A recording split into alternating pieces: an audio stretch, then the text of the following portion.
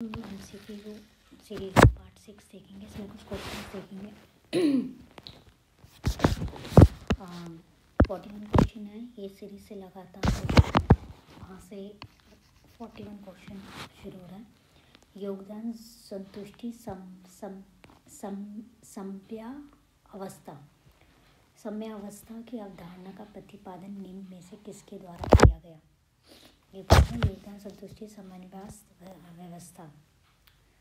सामान्यावस्था की अवधारणा का प्रतिपादन किसने किया, किसने प्रपोज किया है। ये हर्बर्ट साइमन ने, चेस्टर बर्नार्ड ने, वुडरो विल्सन या हेनरी फ्यूल, इन चारों में से किसने किया। अगर आप योगदान संतुष्टि साम्यावस्था के बारे में जानते हो तो आप ये भी जानेंगे कि इसको किसने प्रतिपादित किया है। मैं आंसर बता देती हूँ, चेस्टर बर्नार्ड ने इसको प्रतिपादित किया। 42 क्वेश्चन है, नौकरशाही वह संगठन है, ये कथन है, नौकरशाही वह संगठन है जो अपनी गलतियों से सीखकर अपने व्यवहार को नहीं सुधार सकता। यह कथन किसका है। एकम क्रूजियर, मैक्स वेबर, हर्बर्ट साइमन या हेनरी फ्यूल। ये कथन है एकम क्रूजियर का। नौकरशाही वह संगठन है जो अपनी गलतियों से सीखकर अपने व्यवहार को नहीं सुधार सकता। फिर 43 क्वेश्चन, हेनरी फ्यूल के अनुसार गैंग प्लैंक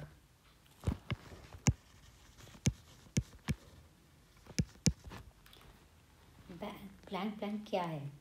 विलंबकारी लातीफाशाही को कम करने का तरीका है, निर्णय स्तरों के निर्णय का एक तरीका है, पदोसोपान के अंतर्गत काम करने की प्रक्रिया है। इनमें से क्या है। तो गैंग प्लैंक के बारे में आपने वीडियो देखा होगा तो आपको पता होगा गैंग प्लैंक क्या है। आंसर बता देती हूँ आपको, विलंबकारी लातीफाशाही को कम करने का तरीका है। जो देर हो जाती है उसको कम करने के लिए ये हेनरी फ्यूल ने ये तरीका बताया था गैंग प्लैंक का, कि आप स्तर को लांघ सकते हैं। जैसे क को अगर ग से बात करनी है या ग को क से बात करनी है तो वो सीधा ख से बात ना करके सीधा यहाँ चला जाएगा, पर इसको ख को भी बता देना है कि वो सीधा क से बात कर रहा है, या क को सीधा क को बता देना है कि ख को बता देना है कि क से बात कर रहा है। तो यही है गैंग प्लैंक। इसमें जो ये समय ख़राब होता था कि पहले ख के पास जाएगी फाइल, फिर ग के पास जाएगी, पर इन्होंने कहा कि सीधा अगर कर दिया जाए तो समय जो है कम लगता है। व्यवहारवादी उपागम पक्षधर है किसका। लघु स्थिर विश्लेषण का, क्षेत्रीय सामग्री का, के अनुभवात्मक अध्ययन का, निंगात्मक तार्किकता का, मूल्य मुक्त वैज्ञानिक पद्धति का। इसमें से बताना है कि वो किसका पक्षधर है। मैं आंसर आपको बता देती हूँ, इसका आंसर है ABD, मतलब लघु स्तरीय विश्लेषण का, क्षेत्रीय सामग्री के अनुभवात्मकता का अध्ययन का, और मूल्य मुक्त वैज्ञानिक पद्धति का। 45 क्वेश्चन, नौकरशाही एक ऐसा संगठन है जो प्रशासन में दक्षता को अधिकतम करता है अथवा प्रशासनिक दक्षता के हित में संगठित सामाजिक व्यवहार की एक स्थानिकी पद्धति है। निम्न में से उपयुक्त कथन किसने कहा है। नौकरशाही के बारे में एक और आ गया। अभी हमने देखा था नौकरशाही का, ये जो एकम क्रूजियर ने कहा था कि नौकरशाही वह संगठन है जो अपनी गलतियों से सीखकर अपने व्यवहार को नहीं सुधार सकता। और यहाँ कहते हैं कि नौकरशाही एक ऐसा संगठन है जो प्रशासन में दक्षता को अधिकतम करता है अथवा प्रशासनिक दक्षता के हित में संगठित सामाजिक व्यवहार की एक स्थानिकी पद्धति है। उन्होंने नेगेटिव कहा था, ये पॉजिटिव कह रहे हैं। कौन है ये। ब्लू है, मैक्स वेबर हैं, एल्विन गोल्डनर हैं, थॉमसन है। मैक्स वेबर देख के आप कंफ्यूज मत होइए कि नौकरशाही है तो मैक्स वेबर ही होंगे।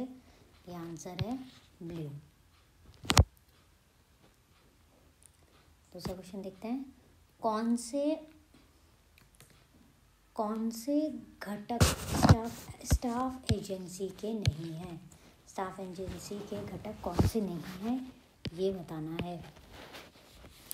कैबिनेट सेक्रेटरीट, कैबिनेट कमिटीज़, योजना आयोग, आर्थिक मामलों का विभाग, इनमें से कौन सा नहीं है बताना है। तो कैबिनेट सेक्रेटरीट तो आते ही हैं, कैबिनेट कमिटीज़ भी आते हैं और योजना आयोग भी आते हैं। इसमें से क्या नहीं आता? इसमें से आर्थिक मामलों का विभाग नहीं आता। तो सही आंसर क्या हो जाएगा? द। क्योंकि अगर स्टाफ के बारे में आपने पढ़ा होगा तो स्टाफ जो करता है वो खाली एडवाइस करता है और सहायता करता है, जिसको कहते हैं परामर्श करता है व सहायता करता है। जैसे कि सामग्री प्रदान करवाना, सूचना प्रदान करवाना, ठीक है, अनुसंधान करना, ठीक है, और तथ्य एकत्रित करना, ये सब काम होता है स्टाफ का। तो ये सब जो हैं ये इसको परामर्श देते हैं, ये परामर्श देते हैं। कैबिनेट ये भी परामर्श देते हैं और प्लानिंग कमीशन भी परामर्श देते हैं, सहायता करते हैं। पर जो इकोनॉमिक अफेयर्स डिपार्टमेंट है ये पूरा एक डिपार्टमेंट है, इसलिए ये तो काम करता है, ये परामर्श या सहायता नहीं देता, ये कार्यकारी संस्था है, ये तो काम करता है विभाग, इसलिए ये इसमें नहीं आता। तो आंसर क्या हो जाएगा? द। पदोसोपान में स्केलर का अर्थ क्या है ये पूछ रहे हैं। स्केलर का अर्थ इनमें से क्या है? स्केलर, ये एक स्केलर चेन ये था ना पदोसोपान में हायरार्की में, ये हेनरी फ्योल ने दिया था। इसमें से क्या पदोसोपान में स्केलर को क्या कहते हैं? स्टेप कहते, पोजीशन कहते हैं, लैडर कहते हैं, प्रोसेस कहते हैं या स्टेप कहते हैं। तो स्केलर को क्या कहते हैं? स्केलर को सीढ़ी बोला है, स्पेलिंग गलत है, सीढ़ी बोला है। और सीढ़ी किसने बोला है? सीढ़ी नुमा बोला है मूने एंड रेले ने। मूने और रेले ने इसको सीढ़ी नुमा प्रक्रिया बोला है। आगे चलते हैं। हाँ, तो इसका सही आंसर हो जाएगा ब, सीढ़ी। फिर 48 क्वेश्चन, गुली के विभाग सिद्धांत क्या हैं या कौन से हैं? इनमें से कौन से हैं ये क्वेश्चन होगा। गुली के विभाग सिद्धांत निम्न में से कौन से हैं? तो परियोजना प्रक्रिया, ये 4 P's बोलते हैं इसको, गुली के 4 P's बोलते हैं। परियोजना प्रक्रिया, योजना स्थान, प्रक्रिया प्रोग्राम, व्यक्ति स्थान, व्यक्ति परियोजना, योजना प्रोग्राम, परियोजना स्थान, व्यक्ति प्रक्रिया। इसमें से कौन से हैं? अगर ये लाइन ऑफ स्टाफ में से ही है, ये क्वेश्चन भी लाइन ऑफ स्टाफ पढ़ा होगा तो पता होगा आपको। उसके P हैं ये purpose, place, person and process. तो आंसर हो जाएगा ये परियोजना स्थान, व्यक्ति, प्रक्रिया। यही गुलिक ने 4 P's दिए हैं, ठीक है। आगे चलते हैं। 49, सेल्स मैनेजर द्वारा सेल्समैन को अधिकार सौंपना कौन सा सत्ता का प्रतियोजना है? ये बात हो रही है डेलीगेशन ऑफ अथॉरिटी की। क्योंकि ये भी कौन सा है? ये संगठन का सिद्धांत है, ठीक है। तो इसमें बताना है ऊपर की और नीचे की और समांतर है, कोई नहीं। अगर सेल्स मैनेजर अपने अधिकार ट्रांसफ़र कर रहा है, सेल्समैन को दे रहा है कि मान लीजिए सेल्स मैनेजर जो है वो बाहर से आ रहा है और वो सेल्समैन को बोलता है कि आप अभी कुछ दिन के लिए आप मेरे जो भी मेरे अधिकार हैं वो आपको दे रहा हूँ मैं, आप मेरे अधिकारों का प्रयोग कीजिए। तो ये कौन से डेलीगेशन अथॉरिटी या सत्ता का प्रतीक योजना होगी? ये सत्ता का प्रतीक क्या है? ऊपर से नीचे की ओर जा रहा है। जो सेल्स मैनेजर है वो ऊपर की पोस्ट है, वो नीचे पोस्ट को अधिकार सौंप रहा है, तो ये कौन सा होगा? नीचे की ओर, ये नीचे की ओर जा रहा है। ठीक है, नेक्स्ट देखते हैं। निम्नलिखित में से किसने प्रशासन के ये क्वेश्चन जो है ये प्रीवियस ईयर के क्वेश्चन है जो मैंने पब्लिक एडमिनिस्ट्रेशन में डाले हैं। तो निम्नलिखित में से किसने प्रशासन के सिद्धांत के रूप में पहल की वकालत की है? तो निम्नलिखित में से किसने की है? विड्रो विल्सन ने की है, आर.बी. राइट ने की है, हेनरी फ्योल ने की है, लीडल और विक ने की है। तो प्रशासन सिद्धांत की सबसे पहले पहल जो की थी वुड्रो विल्सन ने की थी। वुड्रो विल्सन ने ही सबसे पहले प्रशासन सिद्धांत के बारे में कहा था। ठीक है, तो आंसर हो जाएगा वुड्रो विल्सन। सेकंड है, नवलोक प्रशासन के बारे में निम्नलिखित में से क्या सही नहीं है? इसके दृष्टिकोण में मूल्य तटस्थता, ढांचागत परिवर्तनों पर बल देता है, ग्राहक केंद्रितता पर अधिक ध्यान देता है, सामाजिक वास्तविकताओं के प्रति प्रासंगिक है। तो पूछा है क्या नहीं है, तो ये तीनों तो हैं। ढांचागत परिवर्तनों पर बल देता है, ग्राहक केंद्रितता पर ध्यान देता है और सामाजिक वास्तविकता के प्रति प्रासंगिक है। ये तो हैं, ये नहीं है। इसके दृष्टिकोण में मूल्य तटस्थता, ये इसका इसमें नहीं आता। नवलोक प्रशासन में, नवलोक प्रशासन मतलब न्यू पब्लिक एडमिनिस्ट्रेशन। इसमें नेक्स्ट क्वेश्चन है, सरकारी संस्थाओं या अभिकरणों में समन्वय की कमी की चुनौतियों के समाधान हेतु तृतीय मेनू बुक सम्मेलन में निम्न में से किस नवीन अवधारणा को सम्मिलित किया गया? कुछ है किसको सम्मिलित किया गया? तृतीय थर्ड मेनू बुक सम्मेलन में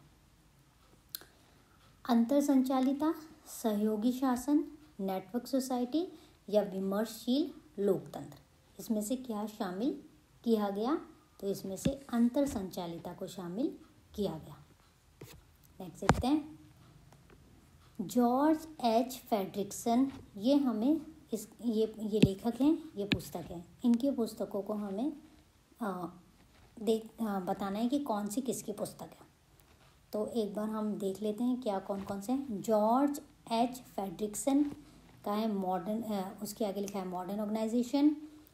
F.A. निग्रो और L.G. निग्रो के आगे लिखा है न्यू पब्लिक एडमिनिस्ट्रेशन। विक्टर ए थॉम्सन के आगे लिखा है मॉडर्न पब्लिक एडमिनिस्ट्रेशन। और पीटर एम ब्लू के आगे लिखा है ब्यूरोक्रेसी इन मॉडर्न सोसाइटी। तो इसमें से कौन सा सही बैठेगा देख लेते हैं। जॉर्ज एच फ्रेडरिक्सन ने लिखी है ये new public administration. F.A. Negro and L.G. Negro ने लिखी है मॉडर्न पब्लिक एडमिनिस्ट्रेशन।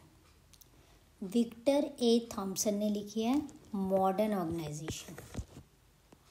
और पीटर एम ब्लू ने लिखी है, एक ही बस्ती है, उनके सामने ही है, ब्यूरोक्रेसी इन मॉडर्न सोसाइटी। तो इस हिसाब से कौन सा आंसर हमारा सही हो जाएगा? हमारा ये सही हो जाएगा, ए का सेकंड, बी का थर्ड, सी का फर्स्ट और डी का फोर्थ। नेक्स्ट क्वेश्चन देखते हैं। एल्ट मियो के अध्ययनों को आरोही क्रम में काल क्रम अनुसार व्यवस्थित कीजिए। हमें ये सारे उनके अध्ययन बताए हुए हैं। इन अध्ययनों को उनके क्रोनोलॉजिकल मतलब जो पहले हुआ है उसके बाद हिसाब से लगाना है। पहला है महान प्रकाश, फिर प्रथम जांच, सामाजिक संगठन, मानव मनोभाव और अनुपस्थिति प्रवृत्ति। एल्ट मियो के अध्ययन के बारे में आपको पता है तो ये भी पता होगा। देख लेते हैं। सबसे पहले उन्होंने की थी प्रथम जांच, फिर उन्होंने की महान प्रकाश। फिर उन्होंने की मानव मनोभाव। फिर उन्होंने की सामाजिक संगठन। फिर उन्होंने की अनुपस्थिति प्रवृत्ति। तो ये हो जाएगा पहला, दूसरा, फिर तीसरा, फिर चौथा और ये हो जाएगा पांचवा। उसमें कौन सा है? पहले में बी, सबसे पहले में बी यहीं पर ही आ रहा है, तो ये वाला सही हो जाएगा, BADCE। ठीक है। ये भी जो मैंने ये मैथ्स ऑफ फॉलोइंग ज़्यादा इससे डाले हैं क्योंकि NTA जो है मैथ्स ऑफ फॉलोइंग बहुत देता है, तो क्योंकि ये NTA कराने वाला है तो हम हो सकता है कि मैथ्स ऑफ फॉलोइंग इसमें भी आ जाए, इसलिए मैथ्स ऑफ फॉलोइंग ज़्यादा डाला है मैंने। इसमें संगठन के उद्देश्य से संबंधित, इनको हमें मार्च करना है। संगठन से उद्देश्य से संबंधित क्या है? इनमें से तकनीकी स्टाफ अभिकरण, अपने कार्य क्षेत्र में विशेषज्ञ लाइन अभिकरण, कार्यपालिका को जल्दबाजी में और गलत निर्णयों को लेने से रोकना स्टाफ अभिकरण, गृह प्रबंध और खरीदारी के लिए उत्तरदायी सहायक स्टाफ अभिकरण। इसमें से क्या सही होगा देख लेते हैं। संगठन के उद्देश्य से संबंधित इसका होगा लाइन अभिकरण। ठीक है। फिर अपने कार्य क्षेत्र में विशेषज्ञ, इसका होगा तकनीकी स्टाफ अभिकरण। फिर कार्यपालिका को जल्दबाजी में और गलत निर्णयों को लेने में रोकना होगा यही स्टाफ अभिकरण। फिर एक बचा है गृह प्रबंध और खरीदारी के लिए उत्तरदायी, वो भी होगा, अब एक ही बचा है तो ये हो जाएगा सहायक स्टाफ अभिकरण। तो इसका आंसर कौन सा हो जाएगा? ए का सेकंड एक ही में आ रहा है तो यही हो जाएगा इसका आंसर। ए का सेकंड, बी का फर्स्ट, सी का थर्ड और डी का फोर्थ, तो यही हो जाएगा। ठीक है, आगे चलते हैं। हैंडरसन तुलनात्मक लोक प्रशासन दृष्टिकोण में निम्न से क्या सम्मिलित नहीं है? उनके तुलनात्मक लोक प्रशासन दृष्टिकोण में हमें बताना है कि इनमें से क्या सम्मिलित नहीं है।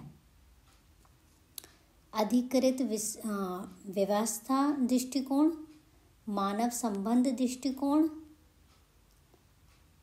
निर्णय निर्माण दृष्टिकोण या घटक दृष्टिकोण, इसमें से क्या नहीं है? तुलनात्मक लोक प्रशासन दृष्टिकोण में क्या नहीं बताना है।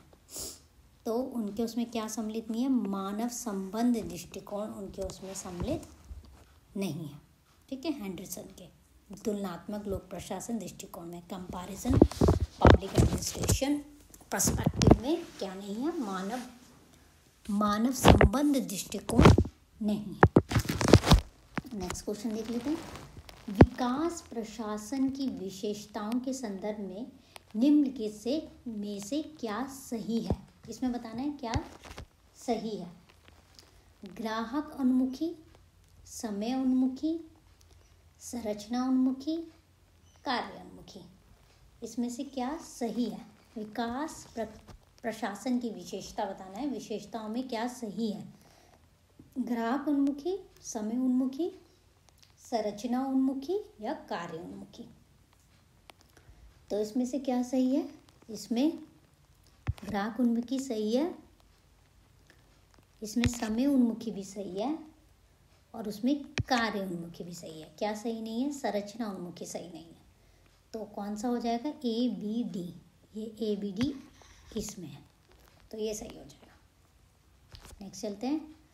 भारतीय राजस्व सेवा प्रशिक्षण संस्थान, इसमें हमें प्रशिक्षण संस्थान को स्थान से मिलाना है। देख लेते हैं। भारतीय राजस्व सेवा प्रशिक्षण देखना है हमें कहाँ है? वडोदरा में, हैदराबाद, मुंबई, नागपुर किसमें है? अखिल भारतीय संस्था है। स्थानीय स्वशासन संस्थान कहाँ है? रेलवे स्टाफ कॉलेज कहाँ है? राष्ट्रीय स्टाफ ग्रामीण विकास संस्थान कहाँ है? तो देख लेते हैं कौन सा है। भारतीय राजस्व सेवा प्रशिक्षण संस्थान कहाँ है? वो है नागपुर में। अखिल भारतीय स्थानीय स्वशासन संस्थान कहाँ है? मुंबई में। और रेलवे स्टाफ कॉलेज कहाँ है? वडोदरा में। फिर एक ही बजाय राष्ट्रीय ग्रामीण विकास संस्थान कहाँ है? हैदराबाद में। तो इसका कौन सा सही हो जाएगा? ए का फोर्थ इसी में ही है। फिर बी का थर्ड है। फिर सी का फर्स्ट है रेलवे स्टाफ कॉलेज वडोदरा, और डी का सेकंड है हैदराबाद। तो यही सब सही आ रहा है। तो पहले में ही हमें सही मिल गया था, फोर्थ इसी में ही है। तो यही हमारा सही आंसर होगा कि भारतीय राजस्व सेवा प्रशिक्षण संस्थान कहाँ है? वो है मुंबई में। अखिल भारतीय स्थानीय स्वशासन संस्थान कहाँ है? भारतीय राजस्व सेवा प्रशिक्षण संस्थान कहाँ है? नागपुर में। अखिल भारतीय स्थानीय स्वशासन संस्थान कहाँ है? मुंबई में। रेलवे स्टाफ कॉलेज है आपका वडोदरा में, और राष्ट्रीय ग्रामीण विकास संस्थान कहाँ है? हैदराबाद में। ठीक है, आगे चलते हैं। इसमें भी अध्यक्ष और समिति, इसमें हमें मेल करना है। मैंने ज़्यादा जानबूझ के ये डाले हैं क्योंकि यही जो है हम लोग यह याद नहीं कर पाते हैं। अक्सर हम इनकी थ्योरी तो पढ़ लेते हैं पर हमें ये याद नहीं रहते। तो अगर हम इस तरह से इसको सॉल्व करेंगे तो ये हमें याद भी रहेंगे, इसलिए मैंने डाला। और एनटीए के आप अगर यूजीसी नेट में भी, अगर आपने यूजीसी नेट का पेपर दिया होगा या एनटीए से रिलेटेड कोई भी पेपर दिया होगा तो आपने देखा होगा कि एनटीए का ये बहुत ही फेवरेट है, मैच द फॉलोइंग करवाना। तो यहाँ हमें अध्यक्ष और समिति बताना है। डीएस कोठारी बताना है कौन सी समिति के हैं, सतीश चंद्र कौन सी समिति के हैं, वाई के अलग, और बीएन युगांधर कौन सी कमिटी के हैं। तो देख लेते हैं। डीएस कोठारी हैं हमारे भर्ती नीति एवं चयन पद्धति के लिए समिति, तो ए का हो जाएगा थर्ड। फिर सतीश चंद्र हैं लोक सेवाओं की भर्ती के लिए समिति। फिर वाई के लग हो जाएगा लोक सेवा परीक्षा के लिए समिति। फिर बीएन युगांधर एक ही बचा है हमारा, ये सेकंड सेवारत आईएएस अधिकारियों के प्रशिक्षण के पूर्वावलोकन के लिए समिति। तो हम देख लेते हैं अब सही क्या है हमारा। ए का था थर्ड, यहाँ आ गया। फिर बी का है फर्स्ट, सही है। सी का है फोर्थ, और डी का है सेकंड। तो हमारा सही हो जाएगा ये पहले ही सही हो गया क्योंकि इन सब में ए का थर्ड यहीं पर ही था, तो ये सही हो गया। देखिए ऐसा भी हो सकता है क्योंकि अभी तक हमने जितने क्वेश्चन देखे बस पहला हमें देखना था और पता चल गया हमें कौन सा है। तो अगर आपको एक भी पता चल जाता है और बाकियों में नहीं है तो इसका मतलब पूरी लाइन आपकी सही हो जाएगी। पर ये अक्सर नहीं होता है, पर ज़्यादातर एनटीए में ऐसा होता है। तो अगर आप एक भी आपको याद होगा तो सारे आप कर लेंगे। तो ये थे कुछ क्वेश्चंस प्रीवियस ईयर्स के भी इसमें थे, और कुछ क्वेश्चंस मैंने हिंदी में टाइप करके डाले हैं। बहुत मेहनत से कुछ इंग्लिश को मैंने हिंदी में ट्रांसलेट किया आपके लिए, क्योंकि बहुत मुश्किल से क्वेश्चंस मिल रहे थे हिंदी वाले, तो मैंने उनको इंग्लिश को ही हिंदी में ट्रांसलेट किया है। कोशिश की है कि आपको हिंदी का क्वेश्चंस मैं ज़्यादा से ज़्यादा दे सकूं। आपको पसंद आता है तो प्लीज़ इसे लाइक कीजिए। जितने लोग देखते हैं प्लीज़ उतने लोग लाइक कीजिए, तभी ज़्यादा से ज़्यादा लोगों पे जा पाएंगे। और शेयर कर सके तो बहुत अच्छी बात है, प्लीज़ शेयर भी कीजिए अपने ग्रुप में। और मेरे चैनल को सब्सक्राइब करना मत भूलिए। मैं ऐसे MCQs लाती रहूँगी जब तक पेपर होता है। 24 जनवरी को हमारा पेपर है, और तब तक मैं ये MCQs की सीरीज़ लाती रहूँगी। Thank you for watching.